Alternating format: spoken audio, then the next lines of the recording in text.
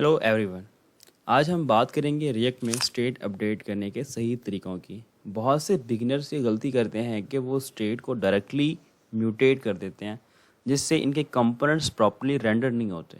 आज हम आपको स्टेप बाय स्टेप गाइड करेंगे कि स्टेट को सही तरीके से अपडेट कैसे करना होता है, क्या मिस्टेक्स अवॉइड करनी है और बेस्ट प्रैक्टिसेस क्या हैं। तो चलिए आइए शुरू करते हैं।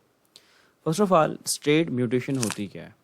स्टेट म्यूटेशन कैसे प्रॉब्लम्स क्रिएट कर रही है। इसे समझने के लिए यहाँ पे हम एक स्टेट डिफाइन करते हैं और जिसके अंदर हम यूज़र का डाटा सेव कर रहे हैं, इसके अंदर उसका नेम और एज है।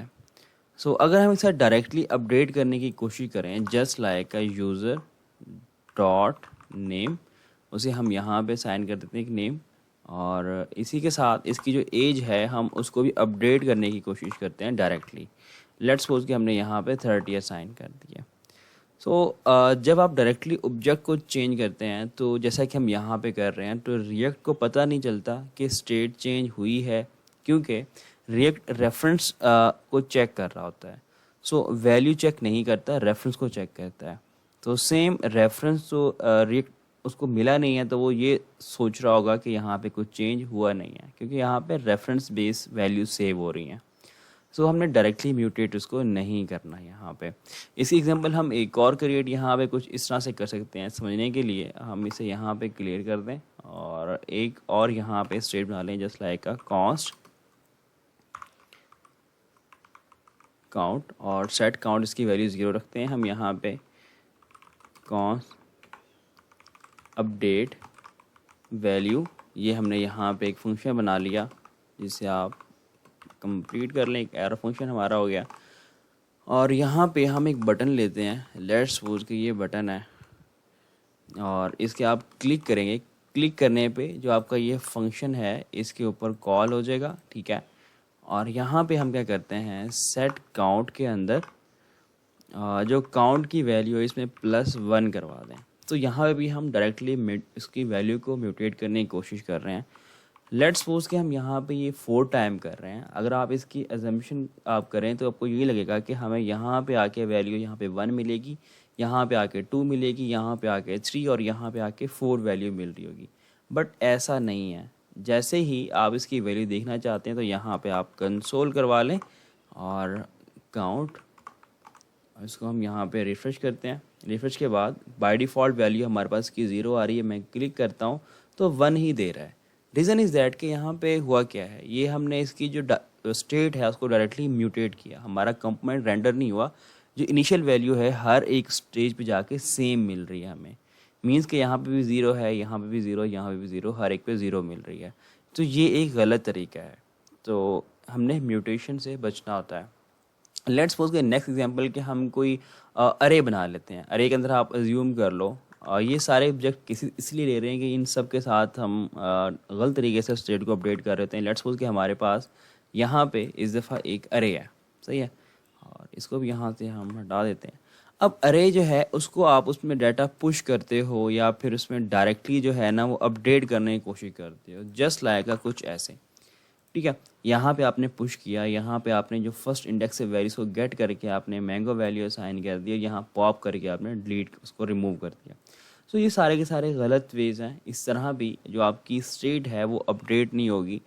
तो जब आप पुश पॉप स्लाइड जैसे मेथड यूज़ करते हैं तो ये ओरिजिनल अरे को मॉडिफाई कर देते हैं। रिएक्ट को लगता है कि सेम अरे है, कोई चेंज नहीं हुआ और री रेंडर नहीं होता आपका कंपोनेंट।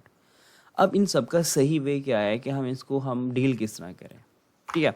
तो बेस्ट तरीका क्या होगा कि हमेशा हम नया ऑब्जेक्ट या अरे बनाएंगे, ओरिजिनल को कभी भी हम चेंज नहीं करेंगे।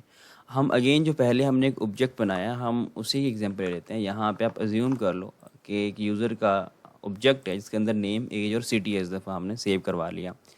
अब इसका सही वे क्या होगा कि लेट्स सपोज आप एक फंक्शन बना लो जस्ट लाइक अपडेट यूज़र, ठीक है।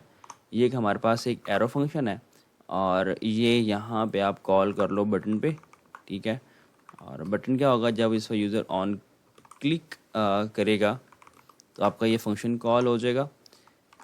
और यहाँ पे आपको ये नज़र आ रहा है, ठीक है। तो अब इसको हम इसमें अपडेट करवाने की कोशिश करते हैं। हम क्या कर सकते हैं कि हम जिस तरह के इसको सिंक्रोनस जो बाय डिफ़ॉल्ट बिहेवियर इसको एसिंक्रोनस का डील करेंगे। हम यहाँ पे कुछ इस तरह कर सकते हैं कि ऑब्जेक्ट को एज अ रेफरेंस लिया और यहाँ पे सेपरेट ऑपरेटर का हम हेल्प से, जो कि ES6 का फीचर है, उसकी हेल्प से हम इसकी कॉपी क्रिएट कर रहे हैं और ओरिजिनल को चेंज नहीं कर रहे हैं, सही है। तो ओरिजिनल को चेंज नहीं कर रहे, बाद में उसको सेट करवा रहे हैं हम इस स्टेट के अंदर। तो इससे होगा क्या है कि आपको हमेशा अपडेटेड वैल्यू मिलेगी। लेट्स सपोज के यहाँ पे जिस तरह के एज में +1 कर दिया, या हम उसका जो सिटी है यहाँ से हम मूव करवा देते हैं लाहौर, ओके।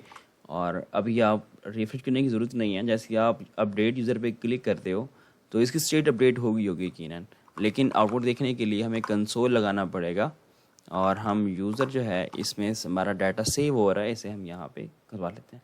तो आप देखेंगे कंसोल में आपको एज जो है बाय डिफ़ॉल्ट 25 थी, 26 मिल रही है, और यहाँ पे उसकी जो सिटी है वो भी चेंज होगी कराची से लाहौर। तो हम सेपरेट ऑपरेटर या कॉल बैक्स की हेल्प से क्या करेंगे, इसके अंदर डाटा को सेव करवा रहे होंगे। सो अगर हमारे पास नेस्टेड ऑब्जेक्ट्स हैं, अज्यूम कर लो कि आपके पास नेस्टेड ऑब्जेक्ट्स यहाँ पे हैं, इसी को हम अपडेट कर देते हैं यहाँ पे। सो अभी हमारे केस में क्या है कि यूज़र का यहाँ पे जो डाटा है वो नेस्टेड ऑब्जेक्ट्स के अंदर है, नेम है और एड्रेस के आगे फर्दर डिटेल्स हैं। तो नेस्टेड ऑब्जेक्ट के लिए भी हम सेम कुछ इसी तरह से काम करेंगे कि हम नेस्टेड ऑब्जेक्ट्स को ही सेपरेट ऑपरेटर की हेल्प से यहाँ पे अपडेट कर सकते हैं, जस्ट लाइक यहाँ पे। सो अभी हम क्या कर रहे हैं यहाँ पे, सेम वही काम कर रहे हैं कि हमने प्रीवियस ऑब्जेक्ट को सेपरेट ऑपरेटर की हेल्प से पहले सेव किया, फिर उसके अंदर नेस्टेड गए और वहाँ पे भी सेपरेट ऑपरेटर की हेल्प से वैल्यूज़ को अपडेट कर रहे हैं। तो हम सेपरेट ऑपरेटर जो है उसकी हेल्प क्या करेंगे, इनको अपडेट करेंगे। यहाँ पे अगर आप टेस्ट करना चाह रहे हैं तो इस प्रोफाइल को यहाँ पे आप कंसोल करवा लें।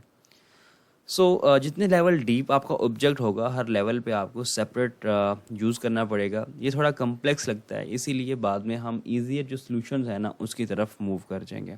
सो यहाँ पे इसी तरह आप इसमें से अगर एलिमेंट्स को रिमूव कर रहे हैं, ऐड कर रहे हैं, तो आप कॉल बैक या फिर सेपरेट ऑपरेटर यूज़ करेंगे।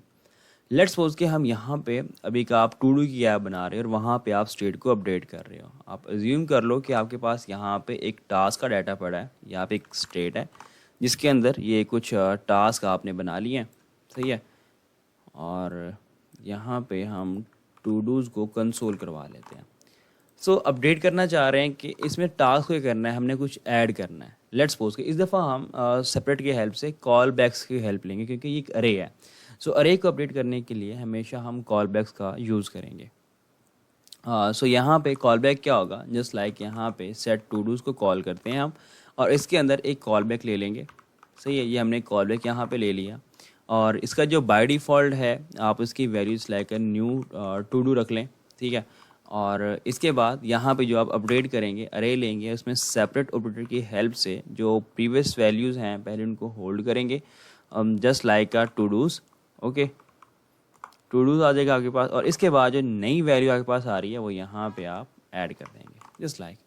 तो जब भी हम अरेज को अपडेट करेंगे तो वहाँ पे उसको अपडेट करने के लिए हम अरे के अंदर सेपरेट ऑपरेटर कॉल बैक का यूज़ कर रहे होंगे।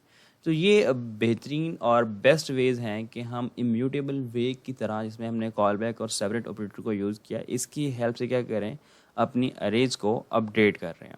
अगर हम डायरेक्टली अपडेट करेंगे तो हमेशा हमारा जो कंपोनेंट है वो रेंडर नहीं होगा। लेट्स सपोज कि आप अरे के ऊपर फिल्टर मैप और सेपरेट ऑपरेटर को इम्यूटेबल वे से अपडेट करोगे तो अपडेट हो जाएगा, अदरवाइज वो वैल्यूज़ अपडेट नहीं हो रही होंगी। सो नेक्स्ट वीडियो में फर्दर एक्सप्लोर करते हैं रिएक्ट के फर्दर फीचर्स को, तो मिलते हैं नेक्स्ट वीडियो में। Thank you so much.